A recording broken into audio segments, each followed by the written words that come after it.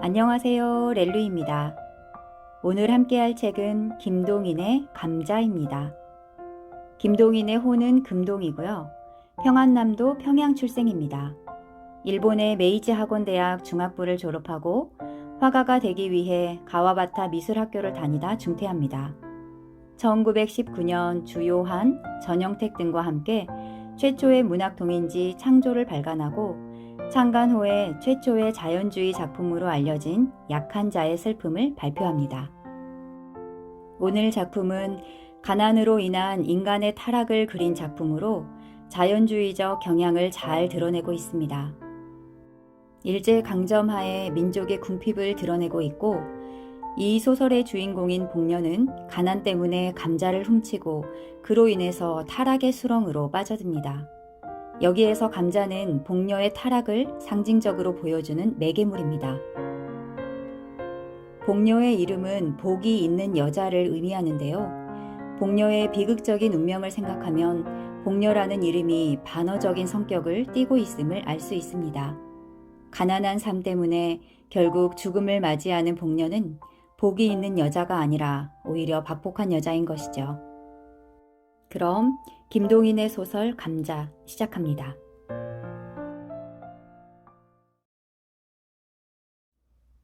싸움, 간통, 살인, 도적, 구걸, 징역. 이 세상의 모든 비극과 활극의 근원지인 칠성문 밖 빈민굴로 오기 전까지는 복녀의 부처는 산홍공상의 제2위에 드는 농민이었다. 복녀는 원래 가난은 하지만 정직한 농가에서 규칙 있게 자라난 처녀였다. 이전 선비의 엄한 규율은 농민으로부터 떨어지자부터 없어졌다 하나 그러나 어디인지 모르지만 딴 농민보다는 좀 똑똑하고 엄한 가율이 그의 집에 그냥 남아 있었다. 그 가운데서 자란 복녀는 물론 다른 집 처녀들과 같이 여름에는 발가벗고 개울에서 멱을 감고 바짓바람으로 동리를 돌아다니는 것을 예사로 알기는 알았지만 그러나 그의 마음속에는 막연하나마 도덕이라는 것이 저품을 가지고 있었다. 그는 15살 나는 해에 동리 호라비에게 80원에 팔려서 시집이라는 것을 갔다. 그의 새서방, 영감이라는 편이 적당할까? 이 사람은 그보다 20년이나 위로서 원래 아버지의 시대에는 상당한 농군으로서 밭도 몇 마지기 있었으나 그의 대로 내려오면서는 하나둘 줄기 시작하여서 마지막에 복녀를 판 80원이 그의 마지막 재산이었었다. 그는 극도로 게으른 사람이었었다. 동리 노인들의 주선으로 소작 밭개나 얻어주면 종자만 뿌려둔 후에 후치질도 안 하고 김도 안 매고 그냥 내버려 두었다가는 가을에 가서는 되는 대로 거두어서 금년은 흉년이네 하고 전주집에는 가져도 안 가고 자기 혼자 먹어버리고 하였다. 그러니까 그는 한 밭을 이태에 연하여 붙여본 일이 없었다. 그리하여 몇 해를 지내는 동안 그는 그 동리에서는 밭을 못 얻으릴 만큼 인심을 잃고 말았다. 복녀가 시집을 간 뒤 한 3, 4년은 장인의 덕택으로 이렁저렁 지나갔으나 이전 선비의 꼬리인 장인은 차차 사위를 밉게 보기 시작하였다. 그들은 처가에까지 신용을 잃게 되었다. 그들 부처는 여러 가지로 의논하다가 할 일 없이 평양성 안으로 막벌이로 들어왔다. 그러나 게으른 그에게는 막벌이나마 역시 되지 않았다. 하루 종일 지게를 지고 영광정에 가서 대동강만 내려다보고 있으니 어찌 막벌이인들 될까. 한 서너 달 막벌이를 하다가 그들은 요행 어떤 집 막간살이로 들어가게 되었다. 그러나 그 집에서도 얼마 안 하여 쫓겨나왔다. 복녀는 부지런히 주인집 일을 알아보았지만 남편의 게으름은 어찌할 수가 없었다. 매일 복녀는 눈에 칼을 세워가지고 남편을 채근하였지만 그의 게으른 버릇은 개를 줄 수는 없었다. 뱃섬 좀 치워달라우요. 남 졸음 오는데 님자 치우시관. 내가 치우나요? 20년이나 밥 먹고 그걸 못 치워? 에이구, 칵 죽구다 말디. 인연? 뭘? 이러한 싸움은 그치지 않다가 마침내 그 집에서도 쫓겨나왔다. 이젠 어디로 가나? 그들은 할 일 없이 칠성문 밖 빈민굴로 밀리어 나오게 되었다. 칠성문 밖을 한 부락으로 삼고 그곳에 모여 사는 모든 이들의 정업은 거라지요. 부업으로는 도적질과 자기네끼리의 매음, 그 밖에 이 세상의 모든 더럽고 무서운 죄악이었었다. 복녀도 그 정업으로 나섰다. 그러나 19살의 한창 좋은 나이의 여편네를 누가 밥인들 잘 줄까? 젊은 거이 거랑질은 왜?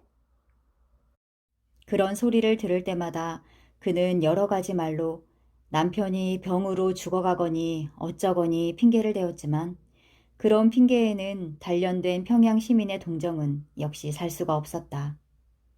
그들은 이 칠성문 밖에서도 가장 가난한 사람 가운데 드는 편이었다. 그 가운데서 잘 수입되는 사람은 하루에 5리짜리 돈뿐으로 1원 7, 80전의 현금을 주고 돌아오는 사람까지 있었다. 극단으로 나가서는 밤에 돈벌이를 나갔던 사람은 그날 밤 400여 원을 벌어가지고 와서 그 근처에서 담배 장사를 시작한 사람까지 있었다. 복녀는 19살이었다. 얼굴도 그만하면 빤빤하였다. 그 동리 여인들의 보통 하는 일을 본받아서 그도 돈벌이를 좀 잘하는 사람의 집에라도 간간히 찾아가면 매일 5, 60전은 벌 수가 있었지만 선비의 집안에서 자라난 그는 그런 일을 할 수가 없었다. 그들 부처는 역시 가난하게 지냈다. 굶는 일도 흔히 있었다. 기자묘 솔밭에 송충이가 끓었다. 그때 평양부에서는 은혜를 베푸는 뜻으로 그 송충이를 잡는데 칠성문 밖 빈민굴의 여인들을 인부로 쓰게 되었다. 빈민굴 여인들은 모두 다 지원을 하였다. 그러나 뽑힌 것은 겨우 50명쯤이었다. 복녀도 그 뽑힌 사람 가운데 한 사람이었다. 복녀는 열심으로 송충이를 잡았다. 소나무에 사다리를 놓고 올라가서는 송충이를 집게로 집어서 약물에 잡아넣고 그의 통은 잠깐 새에 차고 하였다. 하루에 32전씩의 공전이 그의 손에 들어왔다. 그러나 대여세 하는 동안에 그는 이상한 현상을 하나 발견하였다. 그것은 다른 것이 아니라 젊은 여인부 한 여남은 언제나 송충이를 안 잡고 아래에서 지절거리고 웃고 날뛰기만 하고 있는 것이었다. 뿐만 아니라 그 놀고 있는 인부의 공전은 일하는 사람의 공전보다 8전이나 더 많이 내어주는 것이다. 감독은 한 사람뿐이지만 감독도 그들의 놀고 있는 것을 묵인할 뿐만 아니라 때때로는 자기까지 섞여서 놀고 있었다. 어떤 날 송충이를 잡다가 점심때가 되어서 나무에서 내려와 점심을 먹고 다시 올라가려 할 때 감독이 그를 찾았다. 복내! 예, 복내! 왜 그럽니까? 그는 약통과 집게를 놓은 뒤에 돌아섰다. 좀 나오라! 그는 말없이 감독 뒤에 갔다. 예, 너,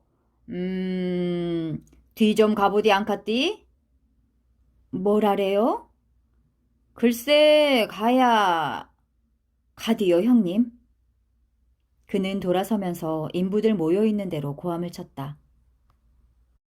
형님도 값세다 가래. 싫다 얘. 둘이서 재미나게 가는데 내가 무슨 맛으로 가겠니?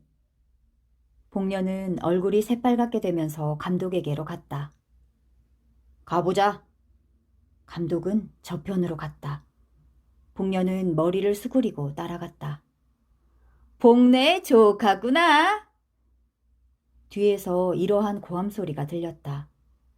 복녀의 숙인 얼굴은 더욱 밝게 되었다. 그날부터 복녀는 일 안 하고 공전 많이 받는 인부의 한 사람으로 되었다. 복녀의 도덕관 내지 인생관은 그때부터 변하였다. 그는 여지껏 딴 사내와 관계를 한다는 것을 생각하여 본 일도 없었다. 그것은 사람의 일이 아니오 짐승의 하는 짓으로만 알고 있었다. 혹은 그런 일을 하면 탁 죽어지는지도 모를 일로 알았다. 그러나 이런 이상한 일이 어디 다시 있을까? 사람인 자기도 그런 일을 한 것을 보면 그것은 결코 사람으로 못할 일은 아니었었다. 게다가 일 안 하고 돈 더 받고 긴장된 육회가 있고 빌어먹는 것보다 점잖고 일본 말로 하자면 삼박자 같은 좋은 일이 이것뿐이었다. 이것이야말로 삶의 비결이 아닐까? 뿐만 아니라 이 일이 있은 뒤부터 그는 처음으로 한계 사람이 된 것 같은 자신까지 얻었다. 그 뒤부터는 그의 얼굴에는 조금씩 분도 바르게 되었다. 1년이 지났다. 그의 처세의 비결은 더욱더 순탄히 진척되었다. 그의 부처는 이제는 그리 궁하게 지내지는 않게 되었다. 그의 남편은 이것이 결국 좋은 일이라는 듯이 아랫목에 누워서 벌신벌신 웃고 있었다. 복녀의 얼굴이 더욱 예뻐졌다. 여보, 아주바니, 오늘은 얼마나 벌었소? 복녀는 돈 좀 많이 번 듯한 거라지를 보면 이렇게 찾는다. 오늘은 많이 못 벌었세다. 얼마? 도무지 10서너냥? 많이 벌었세다가래. 한 대냥 꿰주고 가서.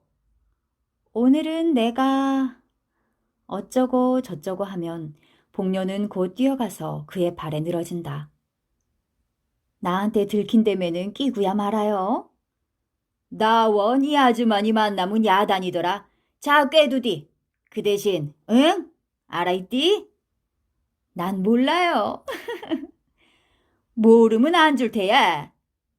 글쎄, 알았대도 그런다. 그의 성격은 이만큼까지 진보되었다. 가을이 되었다. 칠성문 밖 빈민굴의 여인들은 가을이 되면 칠성문 밖에 있는 중국인의 채마밭에서 감자며 배추를 도둑질하러 밤에 바구니를 가지고 간다.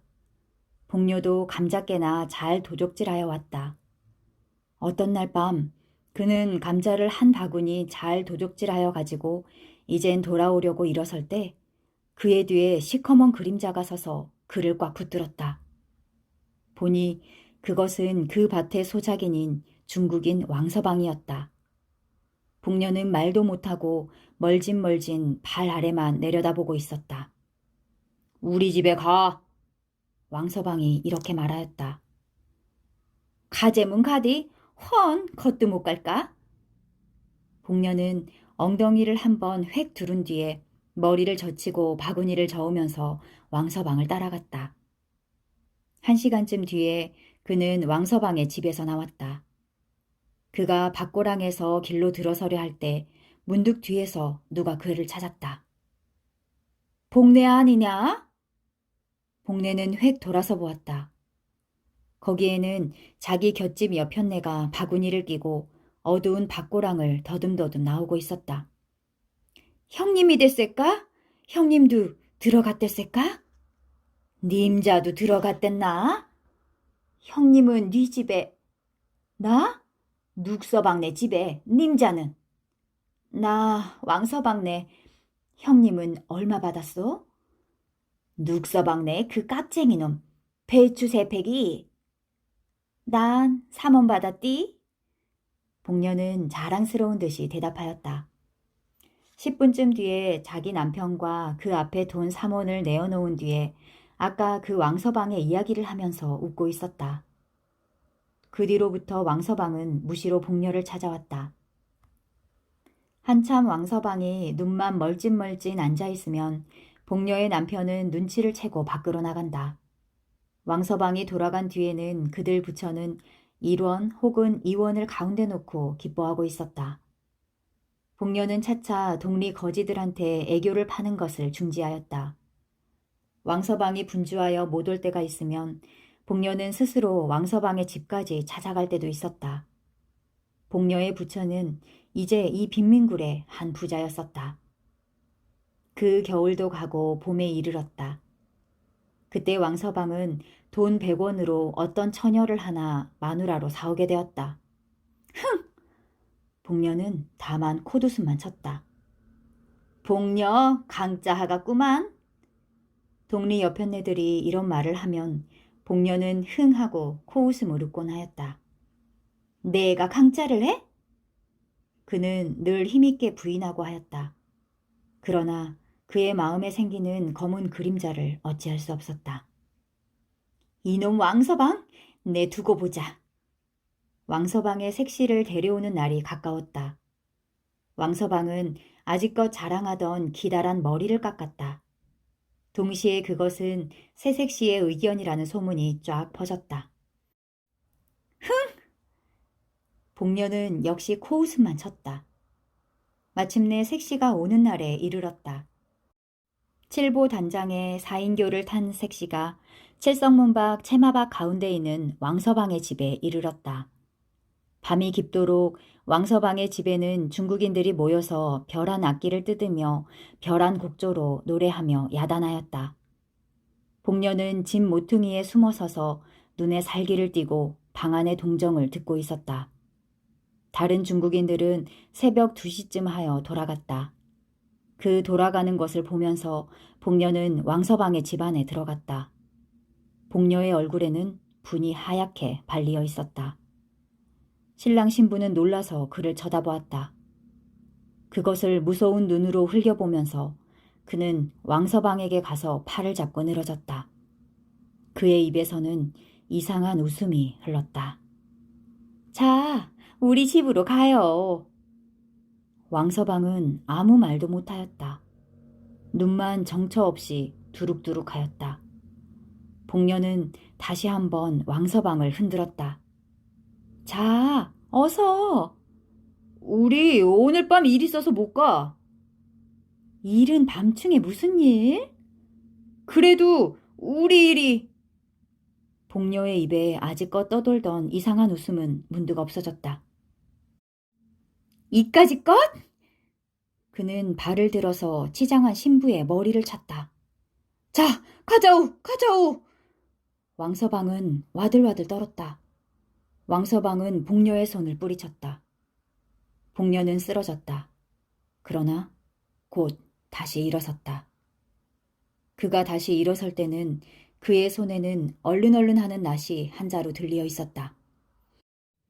이 돼놈! 죽어라 죽어라! 이놈 나 때렸디? 이놈아! 아이고 사람 죽이누나! 그는 목을 놓고 쳐울면서 낫을 휘둘렀다. 칠성문 밖 외딴 밭 가운데 홀로 서 있는 왕서방의 집에서는 일장의 활극이 일어났다. 그러나 그 활극도 곧 잠잠하게 되었다. 복녀의 손에 들리어 있던 낫은 어느덧 왕서방의 손으로 넘어가고 복녀는 목으로 피를 쏟으면서 그 자리에 고꾸라져 있었다. 복녀의 송장은 사흘이 지나도록 무덤으로 묶었다. 왕서방은 몇 번을 복녀의 남편을 찾아갔다.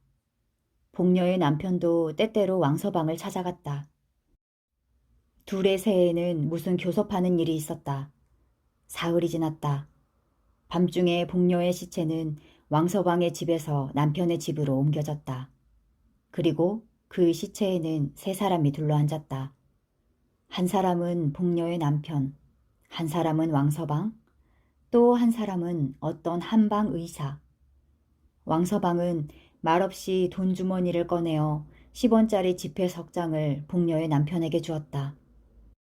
한방이의 손에도 10원짜리 2장이 갔다.